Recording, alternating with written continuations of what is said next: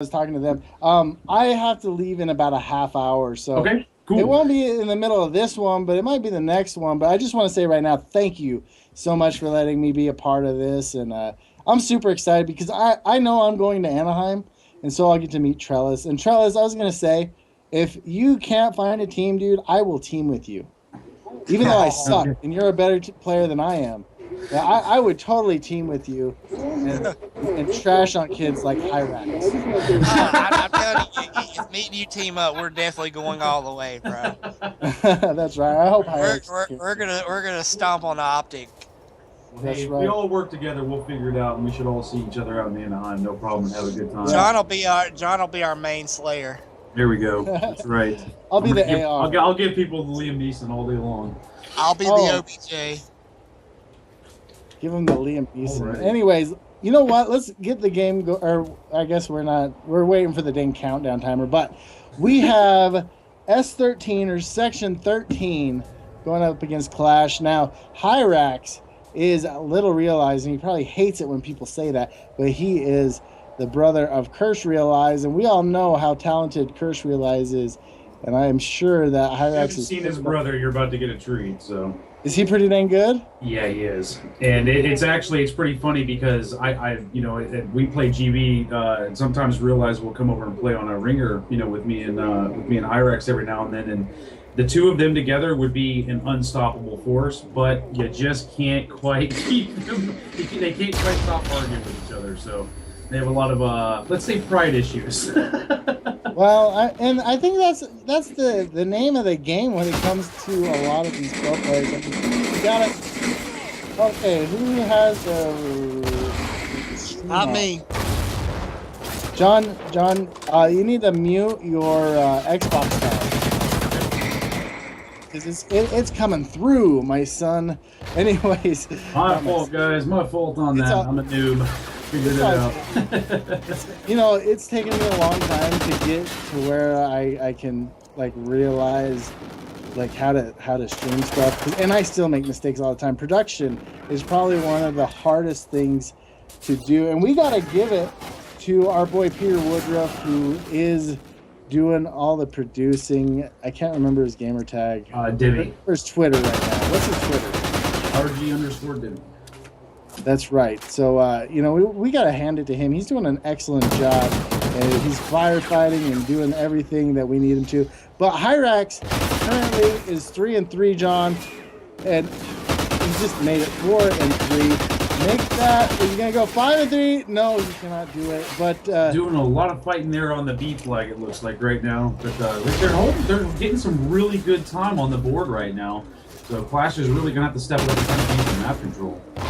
now, when you said you play GBs with Hyrax and Realize, when you play Freight Dom with them, what's kind of the strategy you like to use? Actually, we don't really play. I mainly play S&D. I don't really have time to put time into A's and things like that with running ReadyUp Gaming. But we mainly play S&D, multivariate rules, obviously. So I never really played Dom with them that often.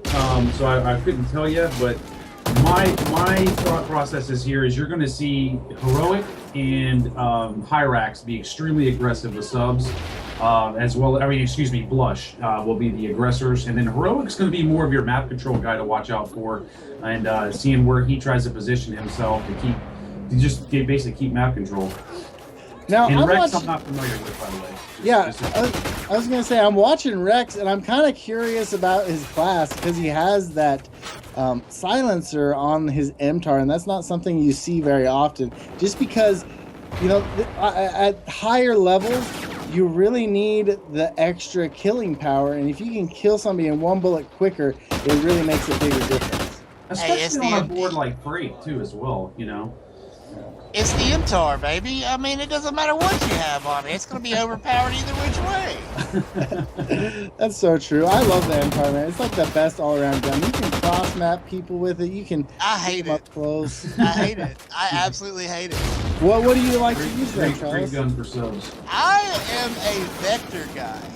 Oh, see, I hate the vector. I'm not a big fan of the vector myself. I feel like I have the squirt gun when I'm using it.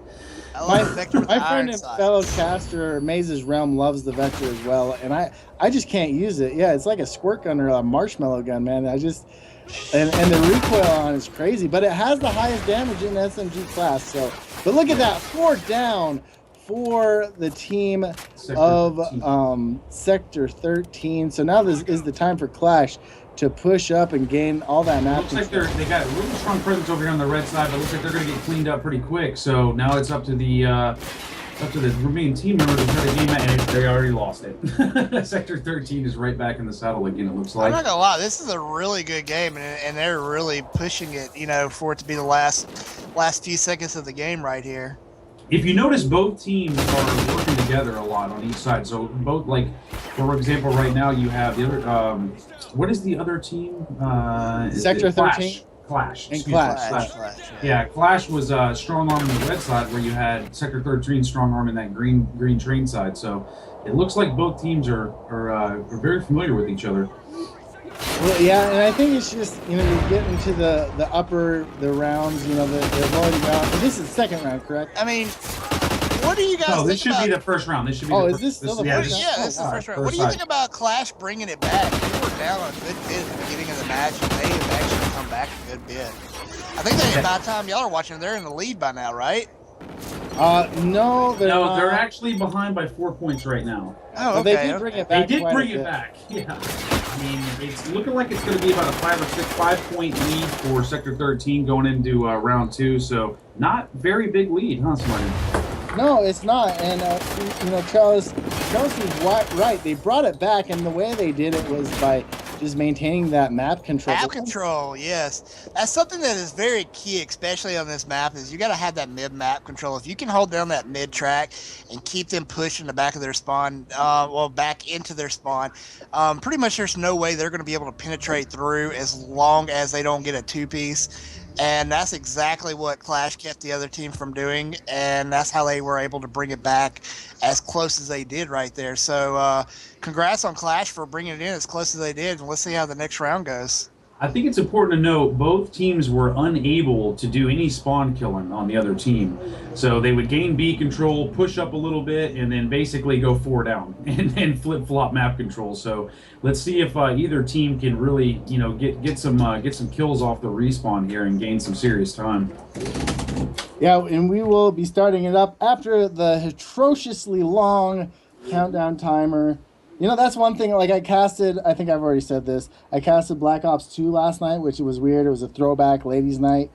And, that's right. You said you were doing that. And, man, like it starts right up. And it's like half the time I was like, oh wait, the game's starting. One thing I loved about Black Ops 2, though, is you could actually listen in. Yeah, and there's ways to arrange it, but it's just so hard to do. And, it's almost not, like MLG actually did it with a separate system when they did it in Columbus. So, yeah, it's really hard to do. But, we're going to be starting this up in 10 seconds. John, who do you want to watch from the team of Clash right off the bat? I want to take a look at Clash Havoc, actually, the guy there right there on the top. So I seen him making some moves this last round, so let's see what he can get started here with this right off the bat, going for this B push. All right. Now, I like how aggressive he is, and he's pushing right up, and he's going to get a kill. There we go. So now they got the map control that they needed, and he gets that third kill, so here we go. All they got to do now is just try to get a couple kills off the respawn here, and these guys could be in good control. And it looks like he is starting to push around. There's somebody top crate, but he does not realize it. Look at that timing right there. And timing's the name of the game, but shoot boogity is what I would like to say. Oh my goodness! You know what? We're gonna get Cursed Realize in here, and he wants to cast his little brother. Oh Does that sound good with you? This could get done bad, but let's go ahead and do it. All right. I'm gonna, John, you take it over for a second. Alrighty. And let me. I'm back on board. This is gonna be fun because me and Realize got in a slight argument a while back, so this is gonna be quite interesting. All right, so it looks like we got Sector 13 back in the saddle here. Got some good map control going. All they got to do is just keep it. Havoc's trying to get back in position, but having some issues over here on the left side of the board by Green Train. Oh man, and I'm hearing something really loud on this side. Getting a lot of feedback. A lot of feedback? Yeah, there's a lot of feedback coming through. It's like a fan or something. It's gone now. But okay. Right now we're seeing another even game, and it's Sector 13 that's doing the good job, but they have 2 down right now. I'm watching Hyrax as he's going to be pushing with his MTAR and this new war paint camo that he's pushing up, and he gets taken down. So he's having a hard time. Like I expected a little bit more from him just from the way you were talking, but it's. I don't even know. It looks like they're over pushing a little bit, not really trying to take their time and bait and switch at all. They're just trying to push for that B flag. Now they lost it. Kind of desperation mode is what I'm seeing right now. Yeah, I mean, you got to get that map control, and it doesn't seem like they're pushing as a team like they were the first time, but they've kept it really close, so they just need to do it. I'm watching. This is a big. Oh, it gets that head glitch. Well, right now, Clash has got a really good setup going on by holding them back into their spawn right now.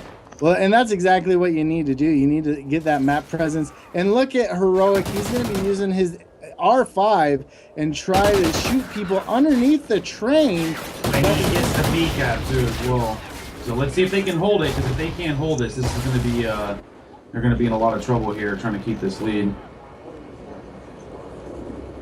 Oh man, and it is getting to be a tight now game. This is the important part right here. If they can get these skills off the respawn here, they're going to be able to gain a little bit of lead. But it looks like, I think that was Unicorn there that just went big, or was it? A little problem with the broadcaster mode here, keeping up with it. Yeah, I mean it's kind of hard, but like basically if you just pull the right trigger and then if you pull the left trigger, it brings out a better view of the map. There we go. I so like it. Maybe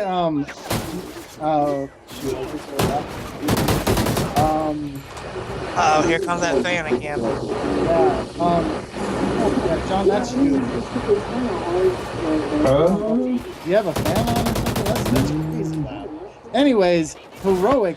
He's been heroic right here in this later part of the map. He's doing map control. He's shut down right there. But look at the kill-death ratio. It's pretty much all the same as, wow, Blush is going off 13 and 9. He's going to be grabbing that C flag now. He'll totally cap it just because the enemy team has A, and that's where they are spawning.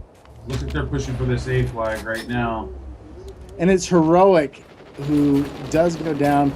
Let's go ahead. Let's give Clash some love. Galaxide, is that how you say that? Quite the name. I like the use of the trophy system, even though trophy systems don't stop bullets, John. No, they definitely don't. They're very effective in grenades, but they're not very good shields. No, and in fact, like, I get killed by trophy systems more often than not. But they are a good time.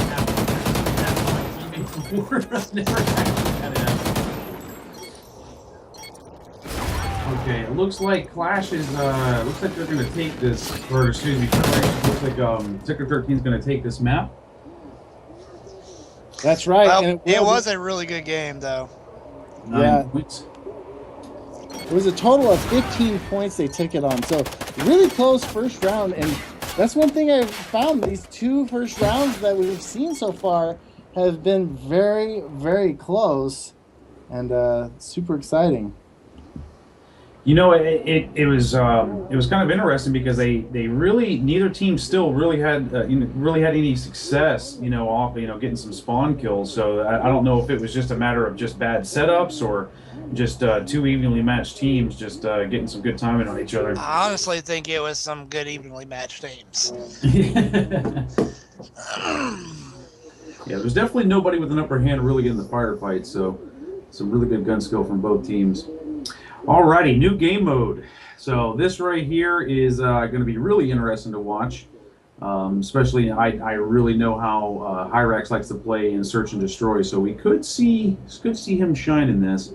As well as Heroic is a player that likes to sit back a lot, so he's a lot slower, more of like a Ricky type player, if you will. So we'll see how he plays this out, because he's another one that can go really big. I'm going to be adding Mr. Realize in here really quick. So let me get him in.